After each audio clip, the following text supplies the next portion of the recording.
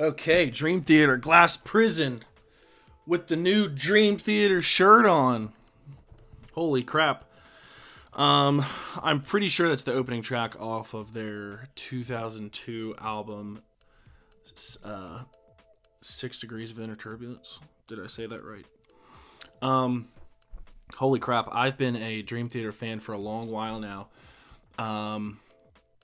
My friend got me into them big time, and I am not totally versed in all of the catalog because it's such a gigantic catalog to undertake. But Scenes from a Memory is one of my all-time favorite albums. It might be my favorite prog rock album of all time.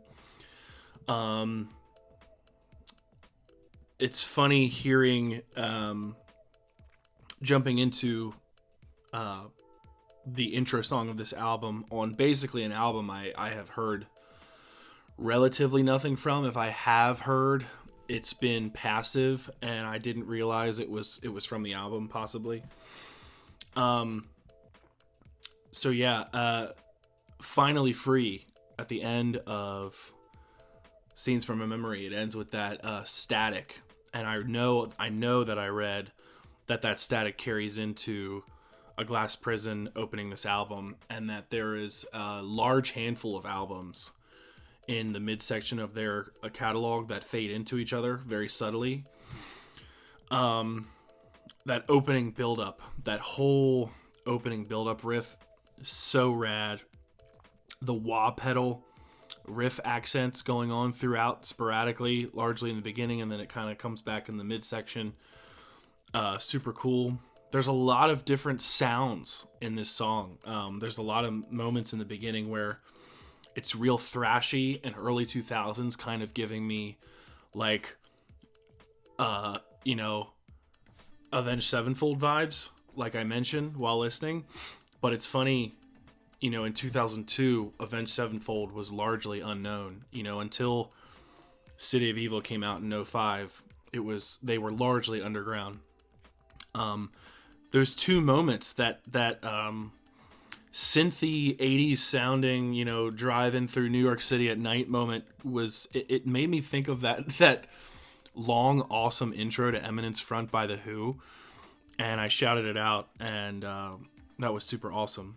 A big note for me to hear is a difference in pace of James singing in his mid-range, not going so high in the heady voice as much as I've heard in the past. I think Scenes from a Memory has a really good grip.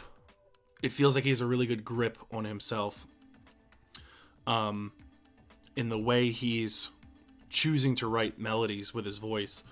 And in this, it's just like 13 minutes of anger. And, I made the Saint Anger joke because that moment really did, to me, remind me of that tinny, dirty drum beat in Some Kind of Monster. But it's funny, this is that era. This album is a year before that album comes out. It was a trademark of the times. It was in all of the dad rock stuff coming out at the time. Very cool to feel like I'm dipping into an era of Dream Theater in that time, in an album that sounds like that time, but in a version that is Dream Theater stamped of approval, and really energetic, just so energetic through the whole thing. That is, that's a gym listen, that's a casual listen.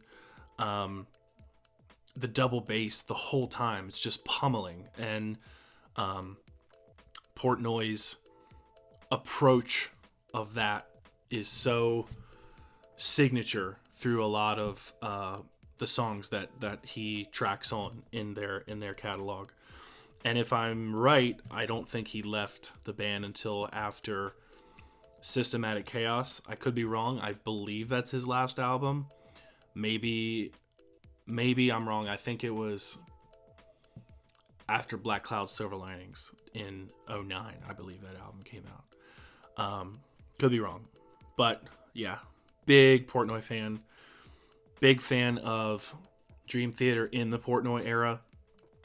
It's funny reading the Reddit, the online threads go back and forth between who's the better drummer of the catalog, and I think there's favorites that anyone would have of the Mangini era, but I think ultimately the feel and the personality and the signature Dream Theater to me of what I've heard so far lies in the Portnoy catalog, and is so far my favorite. Great tune. I'd love to hear what you have to say more about this album. This song clearly, is in your face that this is about addiction. If I'm wrong, I believe I heard the Lord's Prayer that AA, give me the strength to know what I need, don't need. I can't remember it, but I heard a moment of it, and talking about being trapped inside and very black and white in your face about what this song tends to be about, and the striving to do things that are good for you, striving to stay away from your addictive tendencies, feeling like you can at some points be a prisoner in your own mind, is something personal to me and those close to me, and it's awesome. It's awesome to know that themes like that run so deeply in metal too. On a side tangent, Dream Theater, part of the reason this is here is not only just because I want to delve more into Dream Theater that I haven't heard, but they have a new album out, Parasomnia. I listened to that a week or two ago and was very pleased with the sort of return to classic form feel it felt to me. In my opinion, lacking listening to the albums all the way through, which may be a little thin, weighted of me to say. It's providing a freshness that I feel like I wasn't hearing in the singles being released in the last few albums. It really feels like there was playing and instrumentals laid down that felt organic and fun and fresh. And while I think the back half of that album is lacking a bit of storytelling, I feel like between the Midnight Messiah track and the Bend the Clock track, there's a bit of a disconnect where it almost feels like something should be in between there, where it jumps so quickly from thrashy midsection song to wrapping the album up. And yes, the album's already an hour and 10 minutes or an hour and 5 minutes, whatever it is. So you're risking having an overstated or overbloated album. But at the same time, it's like not quite sure if it's trying to sell you a concept album with a story, and it's not quite sure if it's just a collection of songs under one theme.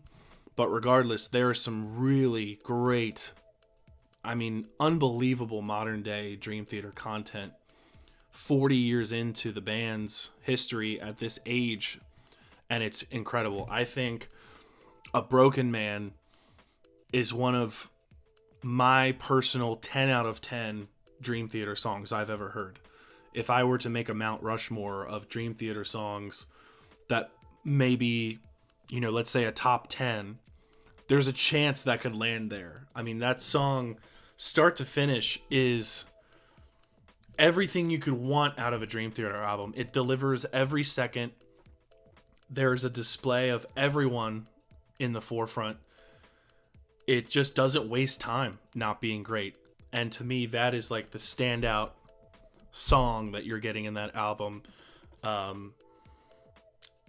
Night Terror is great. The opener is fantastic.